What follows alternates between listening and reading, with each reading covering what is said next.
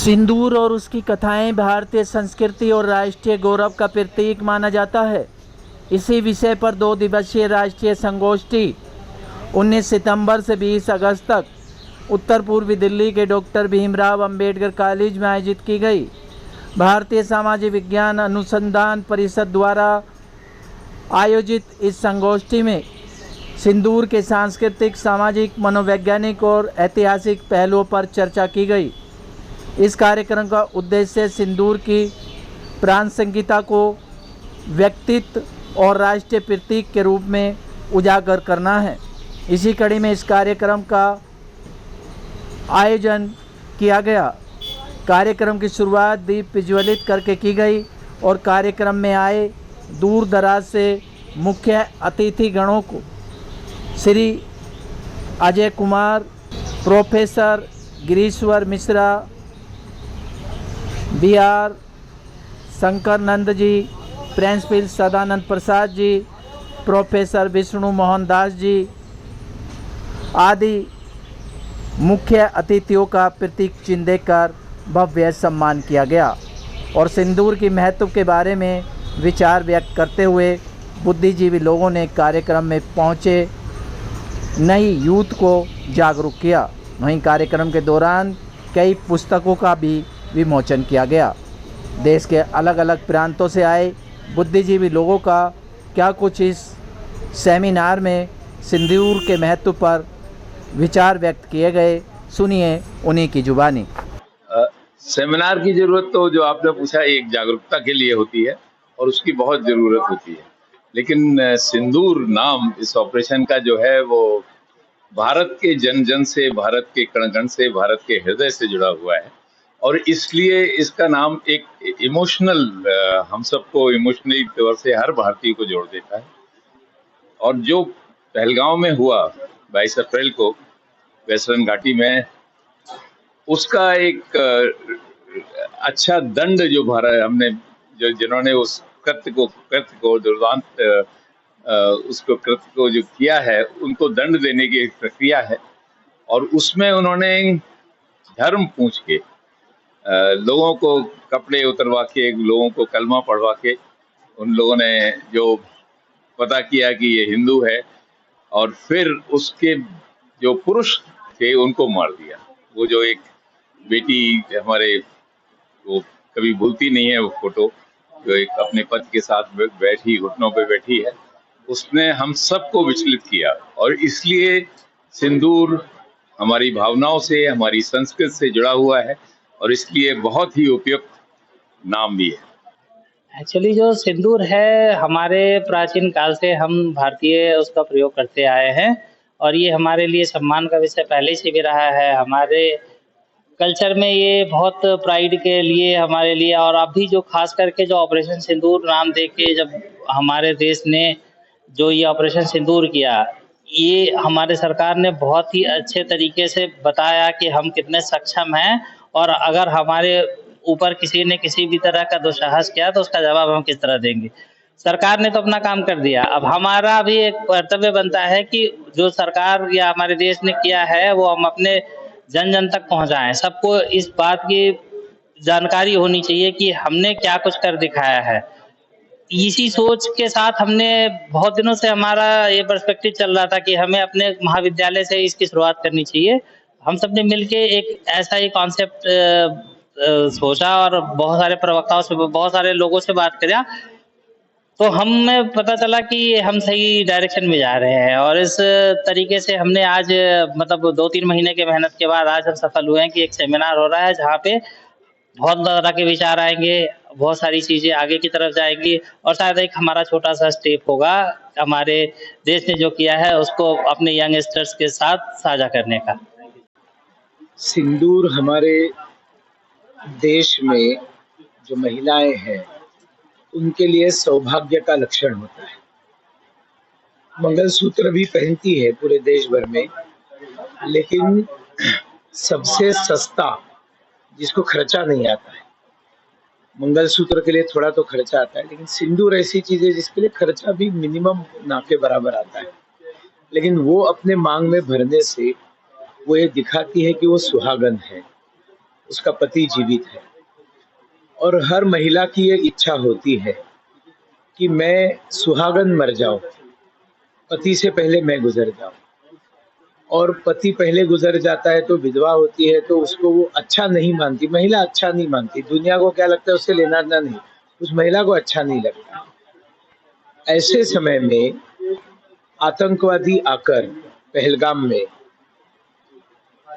पत्नी के सामने पति का सिंदूर छीन लेते हैं, और वो भी उसकी पूजा पद्धति पूछ पूछ कर छीन लेते हैं। तो ये जो एक बहुत बड़ा अपमान हमारी देश के महिलाओं का हुआ, उस अपमान का जो प्रतिशोध लिया, उस प्रतिशोध लेने वाले ऑपरेशन का नाम अगर सिंदूर दिया, तो उससे ज्यादा सार्थक, समर्पक, उत्तम और सही कोई नाम हो ही नहीं सकता था।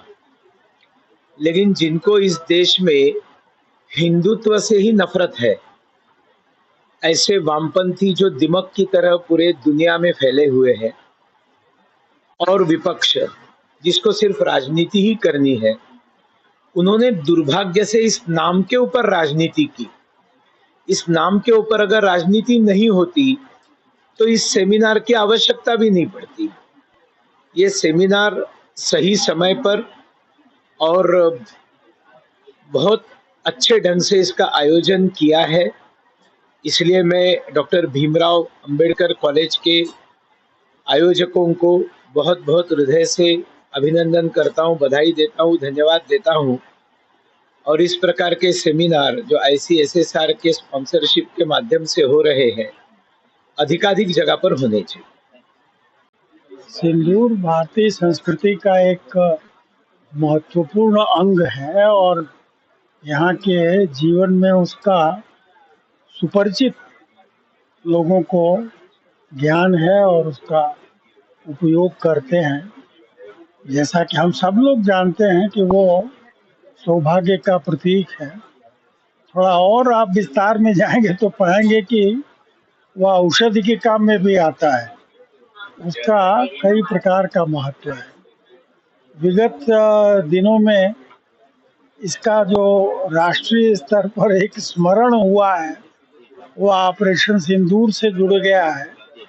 जैसा कि हम सब लोग जानते हैं कि आतताइयों ने, आतंकियों ने जिस प्रकार से बेरहमी से मनुष्यता के सारे मानदंडों को किनारे रख करके आक्रमण कहिए और मनुष्यता के ऊपर आक्रमण, उस पहलगाम की जो घटना है वो सबके दिलों पे छाई हुई है, और उसको कैसे हम राष्ट्र की छवि को बनाएं और इसका प्रतिकार करें, ये एक प्रश्न था, और ऑपरेशन सिंदूर उसी का उत्तर है। जैसा कि हम सब लोग जानते हैं कि ऑपरेशन सिंदूर के अंतर्गत एक बड़ी तीखी, तीव्र मगर अल्पकालिक युद्ध का वातावरण खड़ा हो गया था, और भारत की सेना ने अभूतपूर्व शौर्य दिखलाया। और अब तो मीडिया में भी है कि उनके जेट गिराए और क्या क्या उनको क्षति पहुंचाई, ये तो सबको पता है। और उनको यह बताया कि आतंक का रास्ता ठीक नहीं है, यह संदेश हमने दिया है। तो मैं समझता हूँ कि यह पूरा आयोजन जो है भारत के पराक्रम को याद करना और अपने आप को इस तरह की परिस्थितियों के लिए तैयार रखना, ये संदेश देता है, मुझे ऐसा प्रतीत। जी नमस्कार। ये विषय सिंदूर एक बहुत ही प्रासंगिक विषय अभी हो चुका है, क्योंकि ऑपरेशन सिंदूर के बाद इस विषय को लेकर के, सिंदूर एक ऐसा विषय है जो कि सिंदूर शक्ति का प्रतीक है, सौम्यता का प्रतीक है, सुंदरता का प्रतीक है, शक्ति का भी प्रतीक है। तो हम इस विषय को लेकर के आज एक शैक्षणिक वातावरण में इसका आख्यान कर रहे हैं, इस विषय पे हम लोग चर्चा कर रहे हैं और देश के विभिन्न कोनों से जो बुद्धिजीवी हैं, जो वरिष्ठ जन हैं, जो प्रचारक हैं, हमारे कुछ मंत्री हैं, वो इस विषय पे बोलेंगे इस सेमिनार में। और मैं आप सभी को यही बताना चाहता हूँ कि सिंदूर महिलाओं के लिए एक कमजोरी या उनके वीकनेस का प्रतीक ना होकर के एक शक्ति का प्रतीक है। और हम सभी आज के जो नए युवा वर्ग हैं, इनको भी अब नए देश, नए भारत की तरफ देखना चाहिए, जहां पर हमें किसी चीज को बर्दाश्त करना नहीं है, हमें उन चीजों को प्रतिकार करने की बात है। और प्रतिकार की जब बात होती है तो सिंदूर एक विषय है जहां पर सिंदूर का विषय प्रतिकार का विषय भी है, क्योंकि यह शक्ति का विषय है। वैद्य बाबूराम वर्मा, 15 सालों का इलाज का भरोसा। हमारे यहाँ आयुर्वेदिक औषधियों के द्वारा सभी बीमारियों का सुविधाजनक इलाज किया जाता है, जैसे खांसी, सांस, दमा, बुखार, टाइफाइड, मलेरिया, पीलिया, बवासीर, शुगर, हेपेटाइटिस, खूनी बवासीर, पिरमे, श्वसन लघु शंका आदि का इलाज आयुर्वेदिक पद्धति द्वारा किया जाता है। इसके अलावा सभी बीमारियों की जांच भी तसल्ली बख्श की जाती है, जैसे अल्ट्रासाउंड, एक्सरे, ईसीजी, रक्त, मलमूत्र, वीर्य की जांच इत्यादि। हमारे यहाँ दिल्ली सरकार द्वारा टीकाकरण, टीबी का इलाज व जांच मुफ्त की जाती है। हमारा पता है वैद्य बाबूराम वर्मा चैरिटेबल सोसाइटी, 329 गली number 9, Mandoli extension, near Nand Nagri bus depot के सामने, दिल्ली 93। आप हमारे नंबरों पर भी संपर्क कर सकते हैं। हमारे फ़ोन नंबर हैं 9213329205, 9211478312, 9910418312। आप हमारे चैनल पर भी दिए गए नंबरों पर भी संपर्क कर सकते हैं। हमारा फ़ोन नंबर है 8506973234।